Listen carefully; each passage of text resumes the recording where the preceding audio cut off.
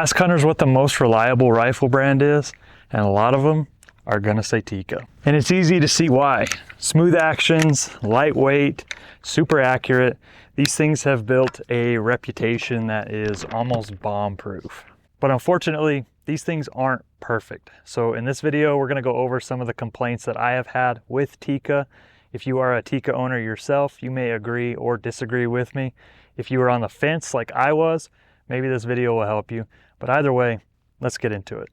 Now let's get the first and most obvious one out of the way, the stock. This is one that I don't think any Tikka owner out there is gonna disagree with me on, because these stocks just aren't very good. This is probably gonna be the most common complaint you hear about Tikkas. They're just a cheap plastic stock. Now I will say there are other rifles out there that have much worse stocks, but again, it's just nothing special. There is some flex in the fore-end, more traditional lines. There's just nothing really that stands out about a stock on a Tikka. But one of the great things about Tikka is that if there's something you don't like, you can pretty much change it, because the aftermarket support for these rifles is pretty insane. So I have made a few modifications to this stock, including a Mountain Tactical bottom rail, really just to put that on a tripod when I'm out hunting, but it does flatten that fore end out.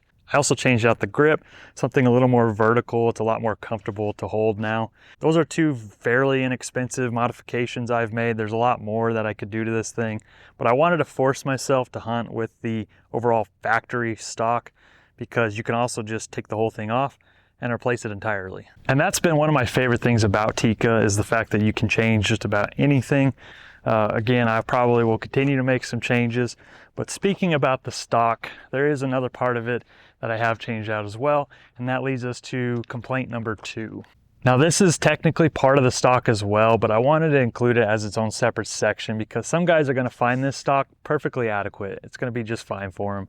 But there is one modification I still would suggest making, and that's the recoil pad. The recoil pad that the Tikka comes with is just trash. It's really thin, it's really stiff, and it's at this really weird angle. It's very uncomfortable to shoot with. And so I swapped mine out for a limb saver, and it has been a night and day difference. Now this rifle is in 6.5 PRC, so recoil really isn't that much of an issue.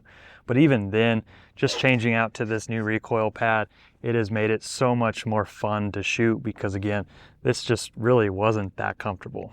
I don't remember what I paid for that recoil pad on Amazon, but huge upgrade. So I highly recommend, no matter what cartridge you're shooting, to replace the recoil pad with something, especially if you're going to be shooting any of those bigger, heavier cartridges. Looks like I forgot my other box of ammo, but that's fine. We'll shoot some more of the Barnes today, and we'll get into the next complaint, because it has to do with the magazine. Now a lot of guys aren't going to want to hunt with a rifle with a detachable magazine, and I see why. I usually don't, because it's just one more thing to worry about. And the magazine on the Tikka is not good. This is the flimsiest, cheapest feeling plastic I think I've ever felt. Now I haven't had an issue with it at all. It feeds reliably. It hasn't fallen out or anything, but I do have another one on order that is metal. We'll see how that goes. I just want to have an extra just in case. I can throw this in my pack. But still, I wish the magazine was just a little bit higher quality, because there is a lot of plastic on this gun. Now I get it, most magazines are going to be plastic, but if you look at this, everything under here is completely plastic. Now Mountain Tactical, the company I did get the Arca rail from, does make a bottom metal kit that you can replace all this with.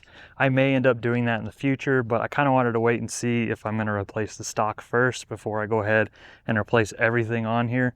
But yeah, you can replace all this bottom plastic, the trigger guard, all this right here, including the magazine. They make a metal magazine as well, and so there are fixes for it. I'm just not a huge fan of all of this plastic going on down here. But again, it hasn't been an issue. So is it a big complaint? No, not really.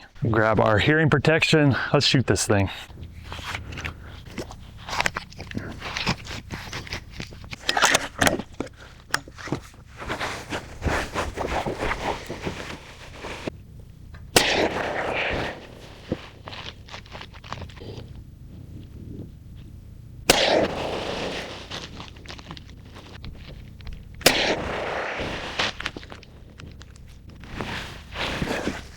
Well, let's pick up my brass and go see what we got. Now let me be clear, I do not want this video to come across as me bashing Tikka, because honestly, this is probably my favorite rifle I've ever bought. I love this thing. My only regret is that I would have bought a Tikka years ago. So I do love Tikka. I just want to point out some of the small flaws that I've noticed. And for some people, they might be a big deal. For others, not so much. And no matter what little quirks or complaints I have about this rifle, it really doesn't matter to me if I am consistently getting groups like this. It seems like no matter what kind of ammo I run through this gun, it shoots it really well. And I feel like I say this in every video, but I am not a good shooter. I will never claim to be here on this channel. I just like coming out, shooting guns, practicing, getting plenty of trigger time in, and making these videos. And if I can get really good groups with a factory rifle, factory ammo, like, yeah, I have tweaked a few things, but overall get groups like that consistently, I'm pretty happy with it.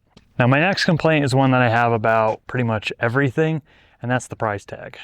It just seems like the price keeps going up and up on these things, but there hasn't been any significant improvements to them. Yeah, they did start threading the barrel and offering some different lengths, which finally pushed me over the edge to buy this one, at least on more of the base models. But overall, Tikkas just keep climbing in price, and it kind of makes me wish I would have bought one a few years ago just to save myself some money. In fact, I don't even know if I'd classify Tikka as a budget rifle anymore. I'd almost put it in like that middle range tier. But I don't know if that has to do with Tikka just raising their prices based on the reputation they've garnered, or if things like inflation, supply chain issues have had their effect like it has on everything else. Either way, I'm a firm believer in that you get what you pay for, and I still think these things are worth every penny. Let's do another 3-round group.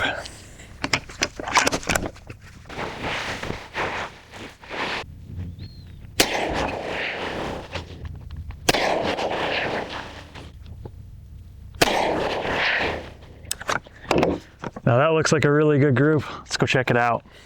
When you get accuracy like this, it's really hard to complain.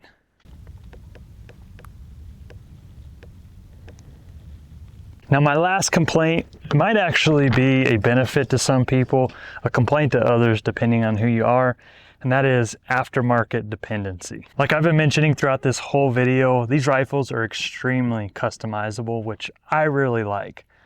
But I know some guys want to be able to pick a rifle up out of the box, throw a scope on it, go hunting with it. And you could definitely do that with Tikka. But I feel like to get the most out of them, you gotta tinker with them. And again, I really like being able to do that. And Tikka is probably the best platform for aftermarket support out there. I get it. You spend all this money on a rifle, on a new scope, and then you got to go put a couple extra $100 more into upgrading that rifle that maybe should have came that way from the factory to begin with. Either way, pro or con, it is nice to be able to upgrade your rifle and to have all the options available to you. But these are all just my opinions, and I, again, love this rifle. I cannot wait to hunt with it this year. I have some deer hunts coming up. Super excited to put it to the test.